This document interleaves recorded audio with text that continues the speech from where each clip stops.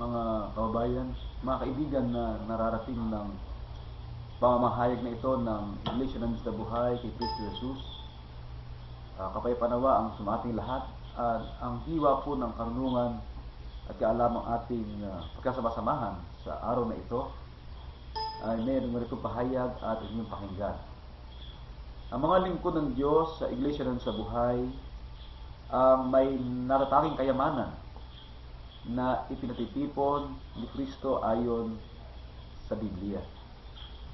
Meron pong kayamanan na iniutos ang ating Panginoong Jesucristo na tipunin, at ito po ay hindi basta kayamanan, kundi treasure o natatanging kayamanan. At kung ano pong uring kayamanan ang ipinatitipon ng ating Panginoong Jesucristo, yan po ang ating tatalakayin at uunawain at gaano po ba kahalaga ang kayamanan ito. Ang kayamanan po ay maraming uri. At yung uri po ng kayamanan ng ipinatitipon ni Kristo ang ating liliwanagin sa ating pagtalakay. Basahin po natin sa aklat ng Mateo sa kabanatang 6 at ang talata ay 20 ay ganito ang nakasulat, at hindi po pakinggan, mga minamahal na mga kapatid. Kundi magtipon kayo ng mga kayamanan sa langit, na doon ay hindi sumisira kahit ang tanga, kahit ang kalawang, doon hindi nahuhukay at hindi nagsisipagnakaw ang mga magnanakaw. Ito po ay maliwanag na utos ng ating Panginoon Jesucristo na magtipon ng kayamanan. Sabi niya sa mga alagad at sa mga tao, magtipon kayo ng mga kayamanan sa langit. At yung pong kayamanan sa langit, mga kapatid, mga minamahal na mga kaibigan at mga kababayan, ang uri po nito ay hindi kayang sirain ng tanga. Hindi po kayang kalawangin. Hindi rin po kayang hukayin para nakawin ng sino mang magnanakaw. Ang lahat po ng bagay sa pinatangkilik ng tao sa buhay na ito ay nasisira. Mahalagang damit. Ang mahalagang damit po, nasisira po yan ng tanga. Yung pong tanga ay sa English moth. Ang moth po isang yan po ay uri ng peste. Nasa uri insekto at marami pong uri yan, 160,000 species ng insekto. Pag yan ay kumagat sa kahoy, ang kahoy po ay nasisira. Pag yan ay dumaan sa halaman, ang halaman ay namamatay. Ang punong kahoy, yung loob niyan pag pinasok, namamatay ang punong kahoy. Ano ang bagay po na nasa uring halaman o kahoy o cotton, pag dinaanan po ng tanga o moth na uring peste o insekto, ay kaya pong sirain at kaya po patayin ng tanga. Ang kalawang, gaano man kahusay ng pagkabakal niyan, kahit na modelo sa sakyan, pag-aari ng isang tao, pag kinalawang po yan ay nauuwi sa wala. Ang pag-aari ng tao, halimbawa ay alahas, ginto, o mahalagang hiyas. Kaya nga dito sa Pilipinas po, nauso dito yung hukay gang kung tawagin. Arkila ng braso pwesto, yung kabilang pwesto pala Cebuana Luler o ML Villar sa pawn shop. Yung ginagawa, huhukayin yung ilalim, tinatanel, at doon binubutas yung ilalim nung pwestong yon. Nahuhukay po, kayamanan din yun. Mga tuwid, ang ipinatitipon po ng ating Panginoon Jesucristo ay kayamanan na nasa langit.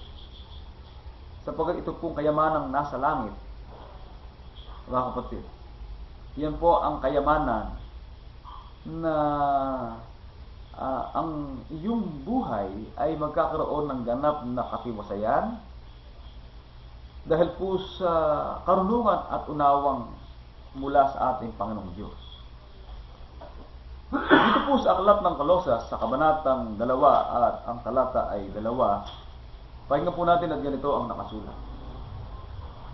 Upang mga aliw ang kanilang mga puso sa kanilang pagkakalakip sa pag-ibig, at sa lahat ng mga kayamanan ng lubos na katiwasayan ng pagkaunawa, upang makilala nila ang hiwaga ng Diyos sa makatid bagay, si Kristo.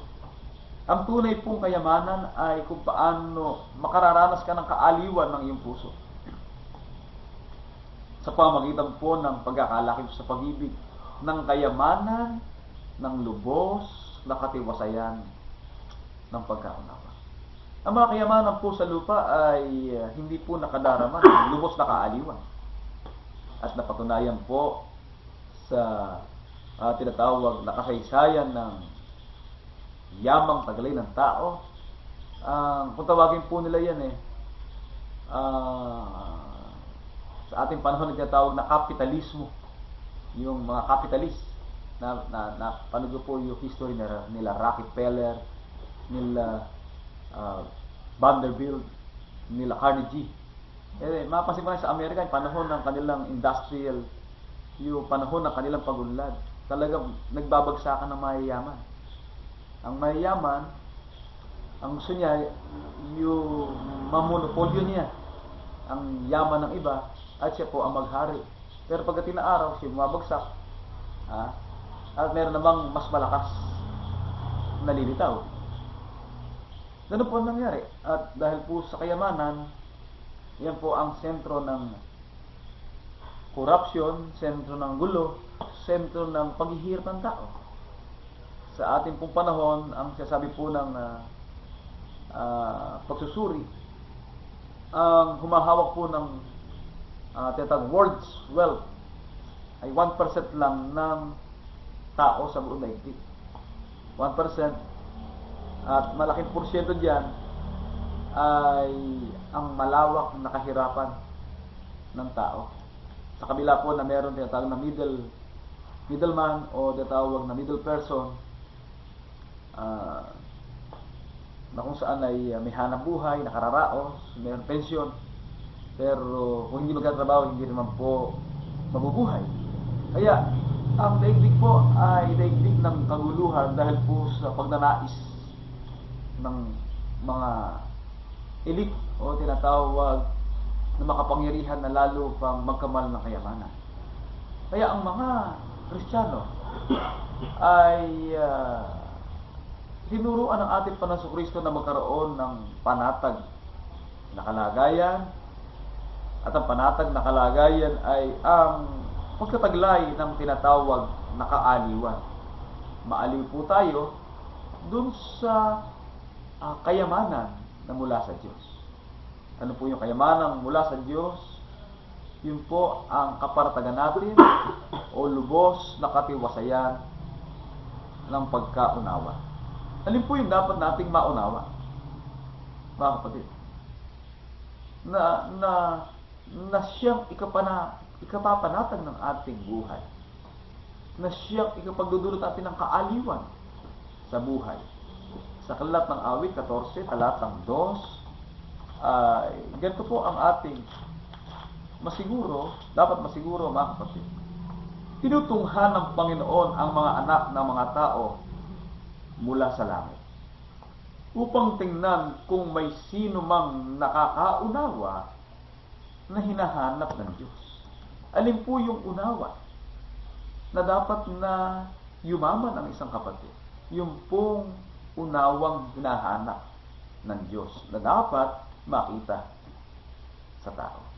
Alin po ba yung unawang hinahanap ng Diyos na dapat makita sa buhay ng tao? Na siya ngang pinakamahalagang bagay na dapat na sikapin at tamuhin ng tao sa buhay nito na higit sa alinmang pag-aari na maaaring ariin ng tao sa buhay.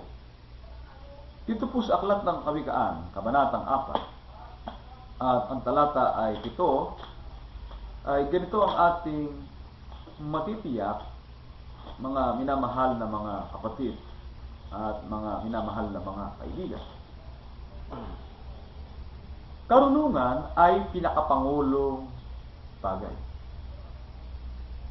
Kaya kunin mo ang karunungan.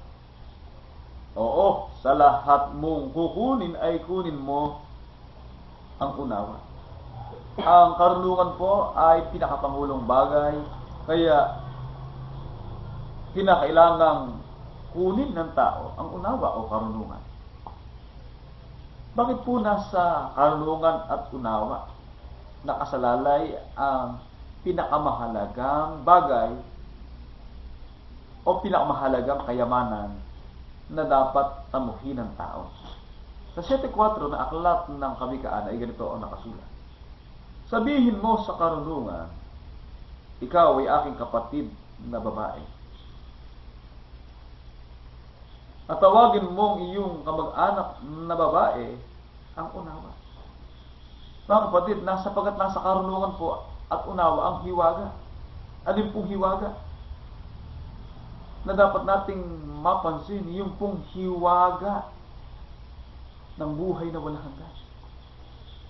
Mga kapatid, bakit po kinakailangan nating maunawaan ang hiwaga ng buhay na walang hanggan?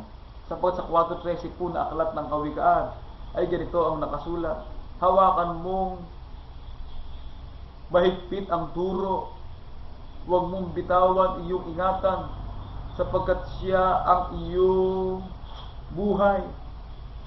Sa 3:18 po ng Kawikaan, siya ang punong kahoy ng buhay sa mga nangahawak sa kanya. Ano po yung hiwagan na kapaloob? Yung aral o turo, mga kapatid, yung tinatawag na katotohanan, yun po ang buhay. Ang uring buhay, punong kahoy ng buhay. Kaya, kung sinabi naman ng Biblia, tawagin mo kapatid na babae, ang karunungan, sabihin mo sa karunungan, ikaw ay aking kapatid na babae, tawagin mong iyong kamag-anak na babae ang unawa, sapagkat ang karunungan o unawa na kumakatawan po sa ating Panginoong Jesucristo, sabi po ng Biblia sa 3:18, basahin po natin, in the book of Proverbs, chapter 3, verse 18, ganito po ang ating masisiguro mga minamahal na mga kapatid. 3:18. She is a tree of life to those who take hold of her, and happy are all who hold her fast. Her o she. Ang unawa po ay representasyon ng mahiwagang babae. Sapagkat ang karunungan ay simbolo ng babae. Sino po yung babaeng tinutukoy? Mga kapatid, yung pong babaeng nararamtan ng araw nang makita po ni Apostol Juan sa pangitain, 12:1 na aklat ng Apokalipsis. At ang isang dakilang tanda ay nakita sa langit isang babae na nararamtan ng araw. At ang buwan ay nasa ilalim ng kanyang mga paa. At sa kanyang ulo ay may isang putong na 12 bituin. Alin po yung nakita? Nakita pong tanda sa langit. Kaya po yung kayamanan na pinatitipon ng ating Panginoon Kristo, magtipon kayo ng kayamanan sa langit, sapagkat yung kayamanan sa langit, mga kapatid, nakita po ang tanda sa langit ng isang mahiwagang babae.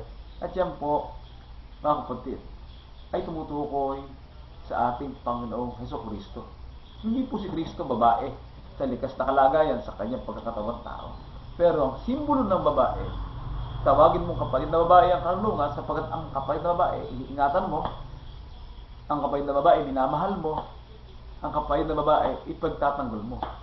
Yun po ang simbolikal na pagtuturo. Kaya, kung ang iyong kapatid na babae iyong iniingatan, hindi mo hinahayaan na siya'y mapariwara o minamahal mo, ganoon din po ang karunungan na kapatid na babae. Mga kapatid, na iyong pahalagahan, iyong iingatan sapagkat siya, sabi ng kasulatan, siya ang iyong buhay. Mga kapatid, ang mga bagay na ating tinatangkilik sa buhay na ito'y mawawala, maging ng ating hiram na buhay ay magwawakas.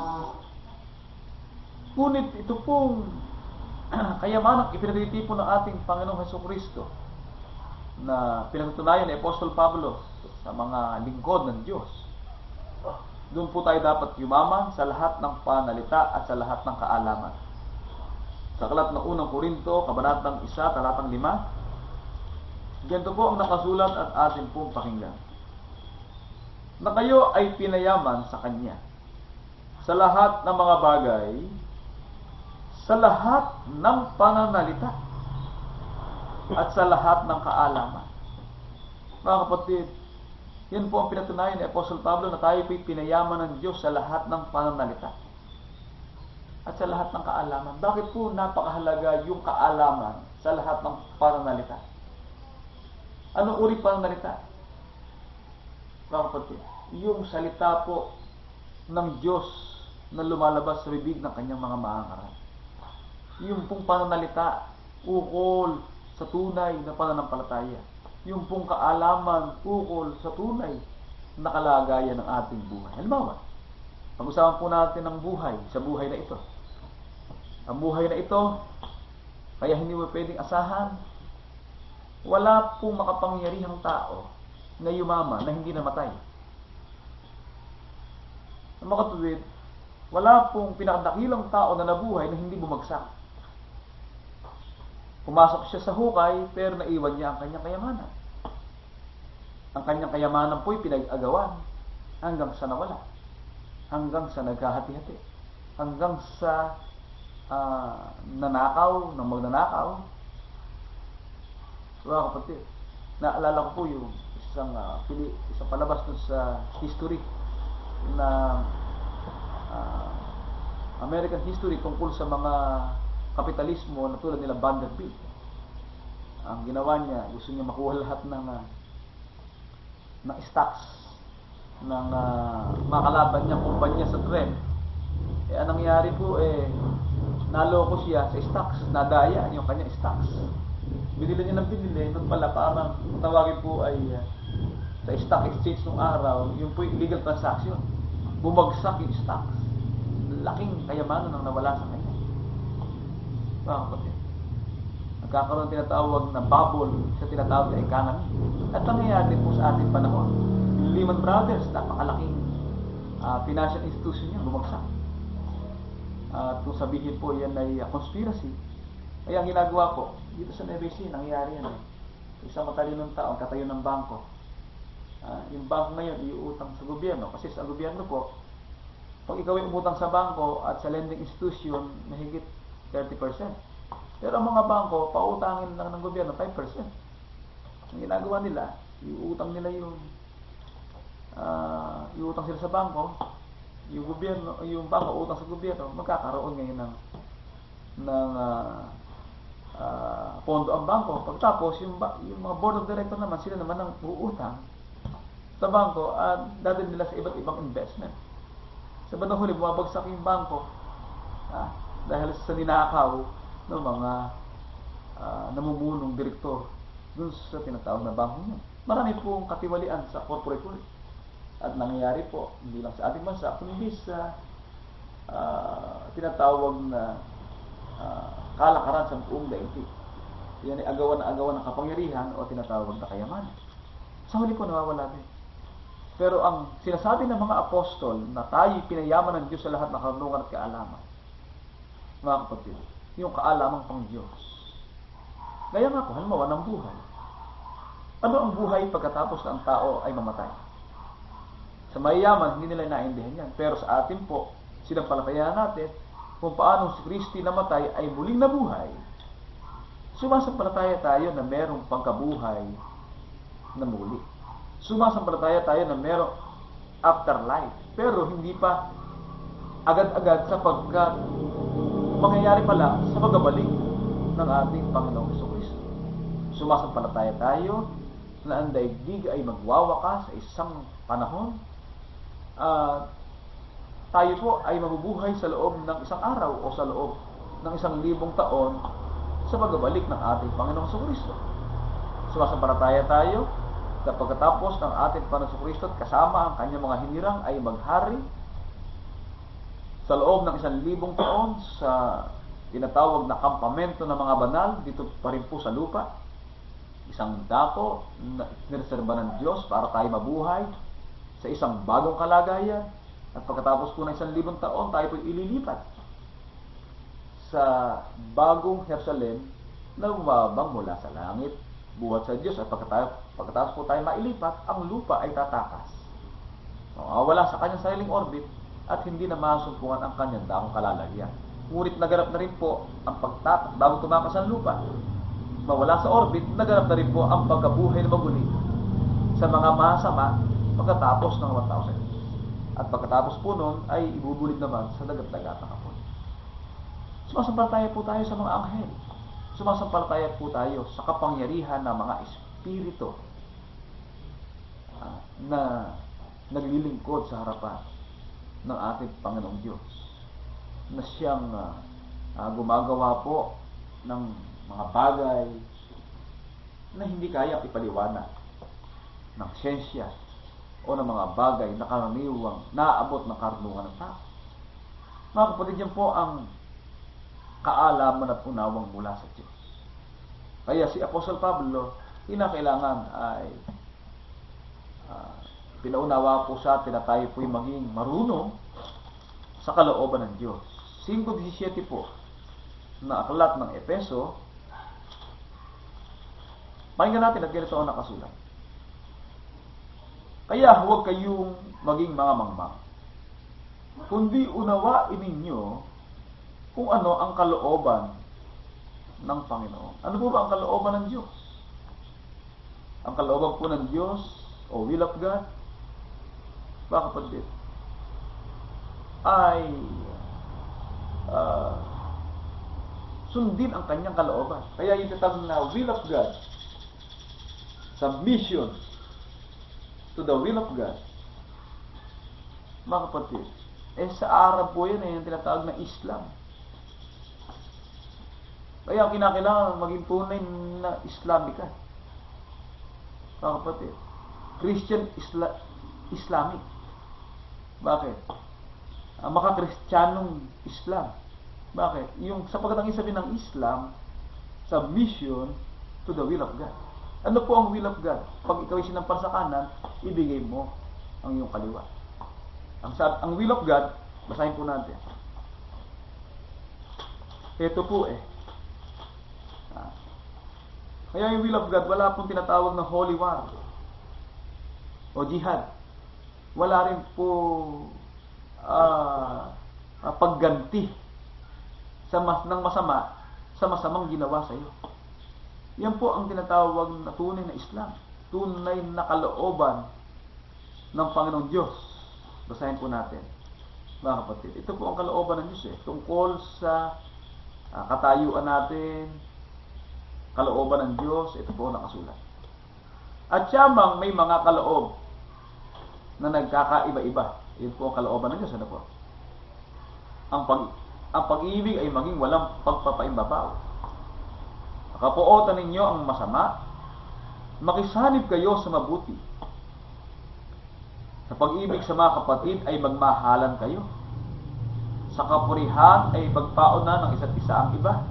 Huwag mga tamad sa pagsusumikap. Maningas sa espiritu. Mapaglingkod sa Panginoon. Magalak sa pag-asa. Magmatiisin sa kapighatian. Magmatyagain sa pananalangin. Mapagdamay sa mga kailangan ng mga banal. Maging mapagpatuloy. Pagpalain ninyo ang mga sa inyo ay nagsisiusig. Pagpalain ninyo at huwag ninyong sumpain. Yan po ang tunay na Islam. submission to the will of God. Ang will of God, ito po nakasulat. Kalooban ng Diyos. Yung kaaway mo, huwag mong susumpain, kundi yung pagkapalain. Sa tao po, sinasabi nila, sila sumusunod sa kalooban ni Allah o ng Ama, ay pagganti. Hindi po, bawal po sa Kristiyano o bawal po sa kalooban ng Diyos ang gumanti. Pagpalain ninyo, makigala kayo sa nagagalak, makiiyak kayo sa nagsisiiyak, magkaisa kayo ng pag-iisip. Huwag ninyong ilagak ang inyong pag-iisip sa mga bagay na kapalaluan, kundi makiayon kayo sa mga bagay na may kapakumbabaan. Huwag kayong mga panta sa inyong sariling mga haka. Huwag kayong magbayad sa kanino man ng masama sa masama. Kaya po yung ngipin sa ngipin, wala yun. Pumatay ka ng isa, babawi ka ng 10. Para Israeli, pinaputukan ng pumatay ng isang Palestino, pumatay ng isang Israeli, papatay ng 10 Palestino. Labag po sa kalooban ng Diyos yun. Kaya po yung bala, digmaan. Yan po ay napakalaking industriya. Yung pong rebellion, napakalaking industriya. Kaya sa susunod na taon, 7 bilyong budget ng gobyerno na galing po sa mga OFW, ibibigay na po sa BBN o ipapadala na sa Maguindanao para budget doon, na gagamitin naman ng ating mga kababayan para sa kaunlaran ng Maguindanao o ng tinatawag na Bangsamoro region. At magkakaroon na ng tunay daw na kapayapaan kung magiging tunay nga. Pero ang budget ng gobyernong papadala, sinlaki po ng budget ng DepEd 7 billion na hindi pwedeng pumasok sa operation ng isang sundalo kapag kinakailangan ng magpaalam sa Chief Minister ng Bangsamoro State. Kaya magkakaroon na po ng kalayaan ang ating mga kababayan sa dakong iyon na magkaroon ng self-governance. Kung tunay na magiging mapakaburan ng ating bansa ang ganung uri ng pamaraan para sa tinatawag na kaunlaran ng region, mga inamahal na mga kabayan. Ang sasabi lang po natin, yung katwiran na pagganti ay bawal. Kung maaari, ayon sa inyong makakaya, magkaroon kayo ng kapayapaan sa lahat ng mga tao. Kaya mahalaga po ang kapayapaan. Pero sabi ng Diyos, ang tao raw magkasabi ng pistok, kapayapaan, kapayapaan, ngunit walang kapayapaan, sapagkat ang tunay na kapayapaan ay nandun lang sa naghahangad ng kayamanang ukol sa langit. Hanggat ang hinahangad mo ay kayamanang ukol sa lupa, hindi ka magkakaroon ng kapayapaan. Bakit? Bakit mag-anak, nag-aaway? Ang sabi ika ni nanay, sa akin ika yung bahay na ito Hindi ka ang bigay ni nanay sa akin. Sabi ika ni tatang, ako ika ang mag-aari ng malaking lupang ito dahil ako ika ang bunso Ano po nangyayari sa tao? Puro kagalitan, walang kapayapaan. Bakit? Dahil po sa pag-interes sa mga pag-aari sa buhay na ito. Kaya sabi ng Biblia, huwag kayong maghigantihan mga iniibig, kundi bigyan ninyong daan ang galit ng Diyos, sapagkat nasulat, akin ang paghihiganti, ako ang gaganti, sabi ng Panginoon. Kaya kung ang iyong kaaway ay magutom, pakanin mo. Kung siya'y mauhaw, painumin mo. Sapagkat ang paggawa mo ng gayong mga bagay,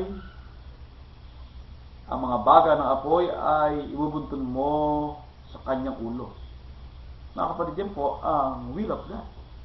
Kung tayo po'y paiilalim sa will of God, o submission to the will of God, o Islam, mga kapatid, yan po ang tuloy na Islam. Sapagkat ang kahulugan ng Islam, Arabic term Islam, submission to the will of God. Sabi ng Diyos, huwag kang gaganti, ako ang gaganti. Pagpalain mo ang inyong kaaway, sa inyong nagsisiusi. Mga kapatid, Kaya, kung meron kang usapin sa bagay sa buhay na ito, ay idaan mo sa tamang proseso. Huwag kang gaganto eh. May tama namang proseso, meron tinatawag na mediation, conciliation, at arbitration. Tinatawag na hindi mo naman kapatid, kundi kapwa-tao mo. Pwede kayong mag-mediate, pwede kayong dumaan sa conciliation. At pag hindi uubra, dumaan kayo sa arbitration. Meron namang mga batas na umiiral na kapag-uusapan ang mga nararapat tungkol sa karapatan. Hindi ganti, hindi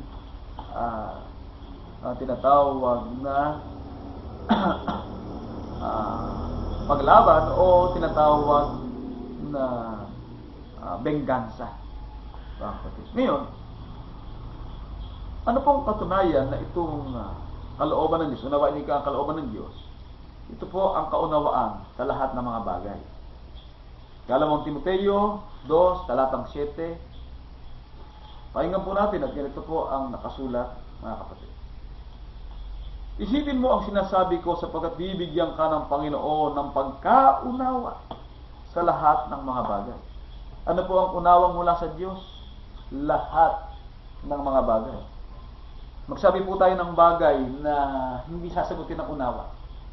Halimbawa, gutom. Anong sagot? Yung unawa. Ang sabi ng Diyos, huwag kang maging tamad. Nakasunod po nabasa natin. Huwag kang maging tamad sa pagsisikap. Kaya ka nagutom dahil tamad ka. Ang sasabi mo, lagi sisisihin mo, gobyerno, sisihin mo ang ibang tao, pero wala ka namang ginawa. Magtanim ka na ng kamote sa likod bahay bakit magtitis ka ng gutom, ikaw naman pwedeng gumawa o pwedeng kumilos. Kaya po ang unawa, yan ang sagot. Sa anumang bagay na nais na malaman ng tao. Mga kapatid, bibigyan ka ng Diyos ng pagkaunawa sa lahat ng mga bagay. Halimbawa, sakit. Ano ang unawa sa sakit? Ang sakit daw, ibinigay ng Diyos sa tao para pag-aralan. Ano yung pag-aaralan mo? Pag-aaralan mo na magtiis. Mga kapatid, pag-itiisan mo. Sapagkat yan ay is a cycle of life. Bahagi ng cycle ng buhay ng tao. Mga kapatid, bahagi ng kalakaran ng tao sapagkat ang tao ipinanganak ng isang babae sa maraming kapighatian. Sa mundong ito marami tayo. Kaya nga hindi po ito ang buhay o lugar na masarap pamahayanan.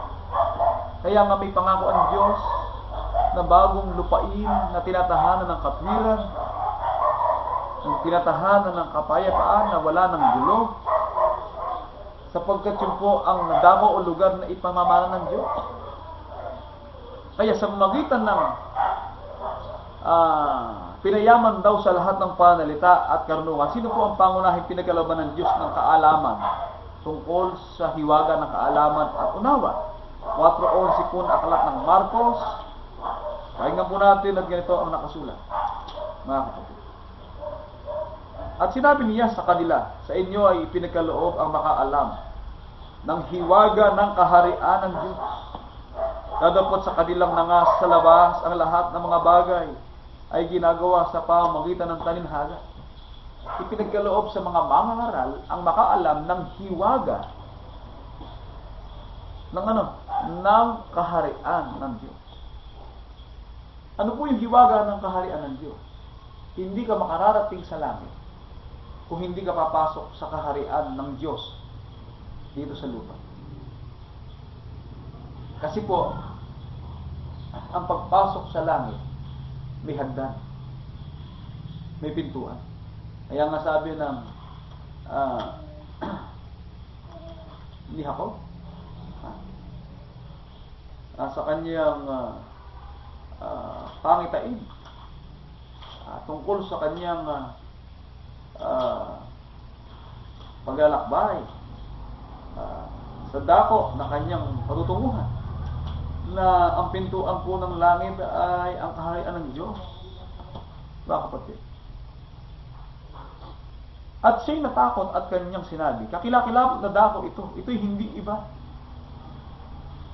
kundi bahay ng Diyos. At ito ang pintuan ng langit.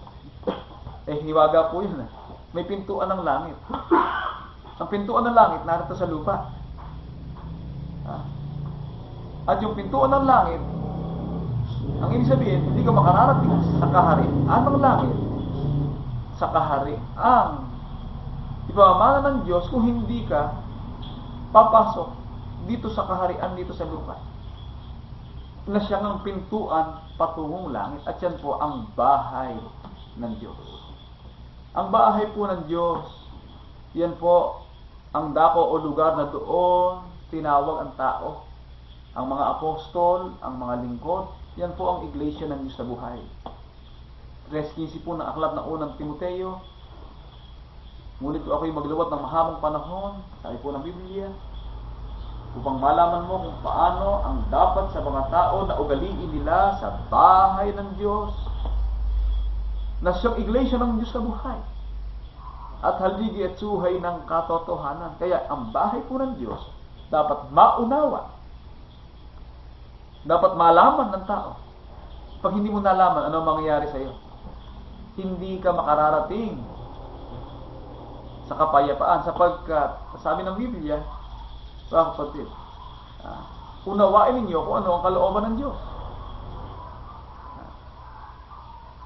Sabi ni Apostol Pablo kay Timoteo, isipin mo ang sinasabi ko, sapagkat bibigyan ka ng Diyos ng kaalaman. Ano yung kaalaman?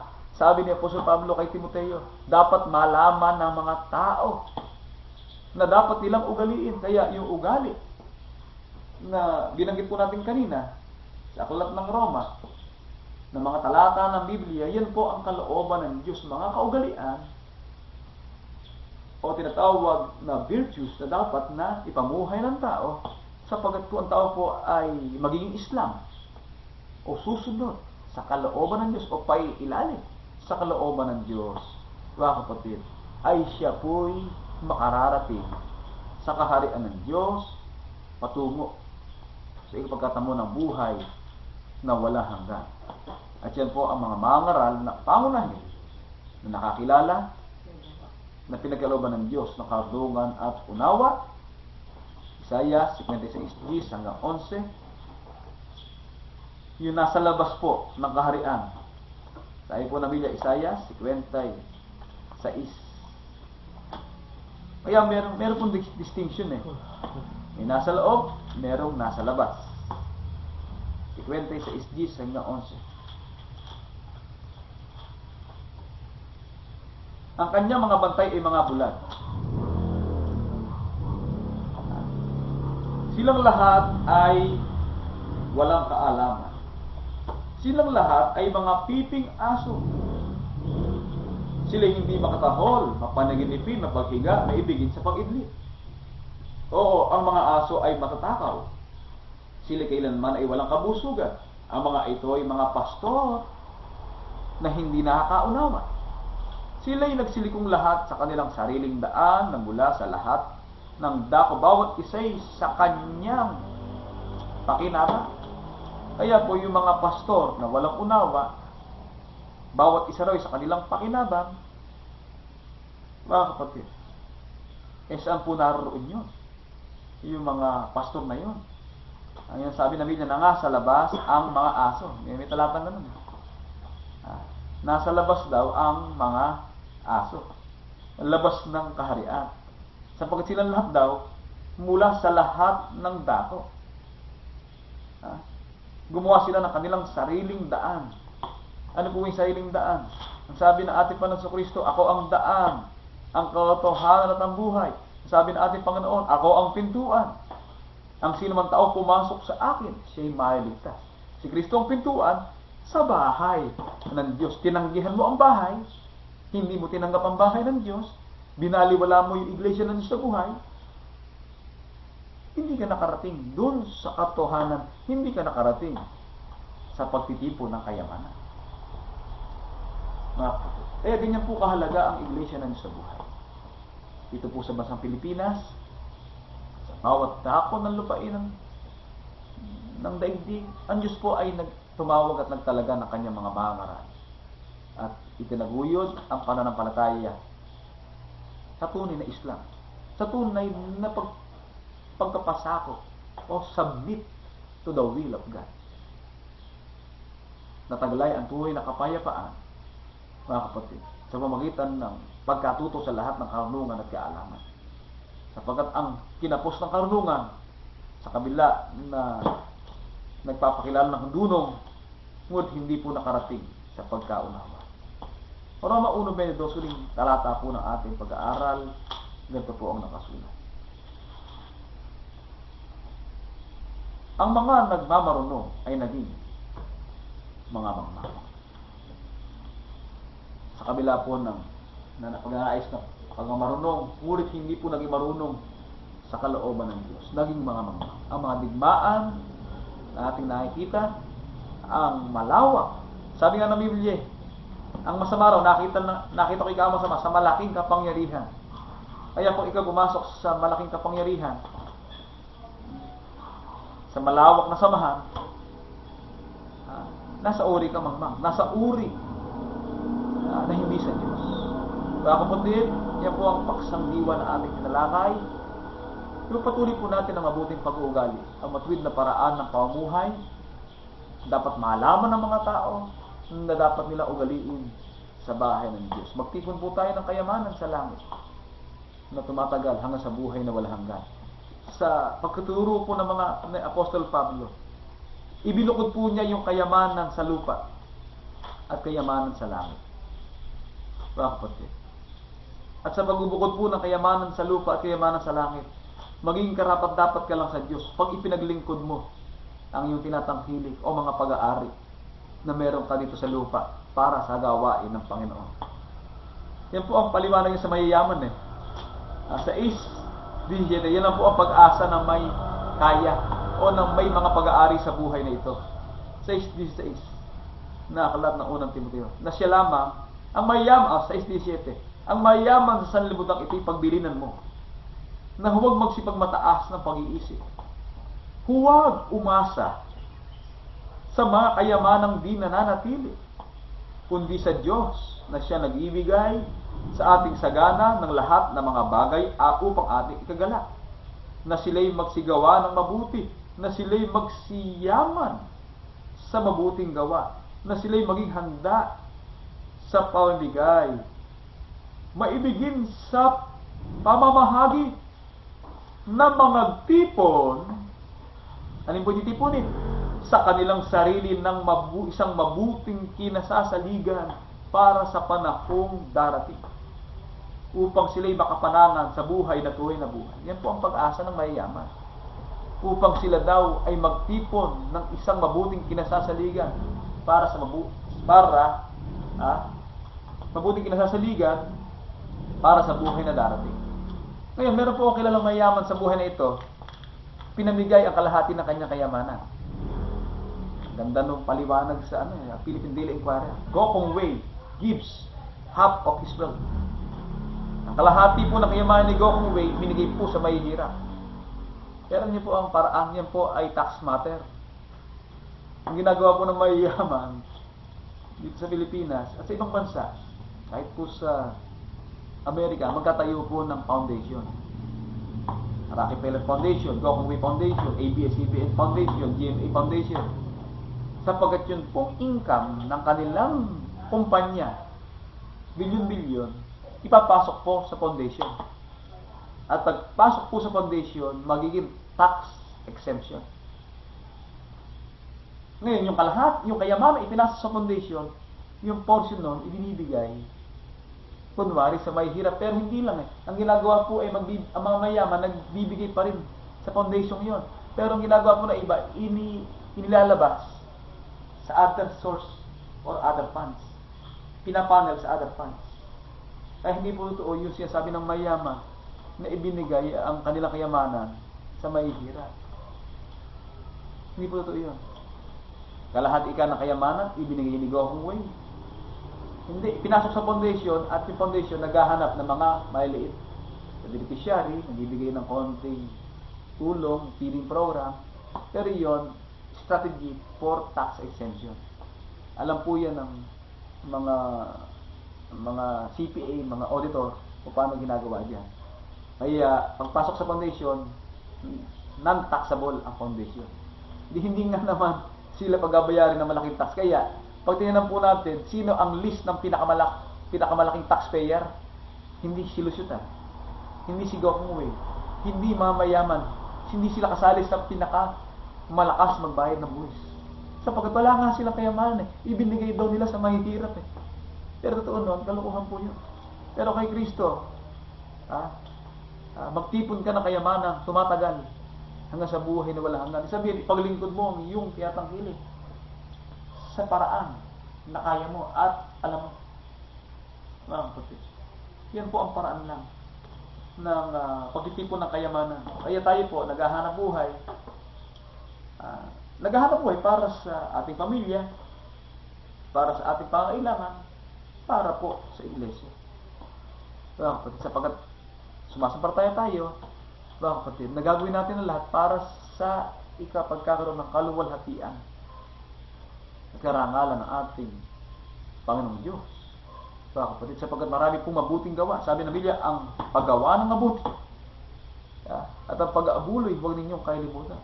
Sapagkat sa mga gayong hain ang Diyos ay totoong nalulugod. Sabi nga ni Kristo, yung ikang alagad ko, mapainom mo lang ng isang tubig na malamig. Sa pangalang alagad, hindi mawawala ang kanyang ganti sa langit. Ang ibig sabihin, ipinaglingkod mo kung ano ang meron ka. Mga kapatid, na bahagi ng iyong pagsisikap. Sapagkat nasisiyahan ka dahil po nagtitipong ka ng mabuting kinasasaligan sa panahon darating.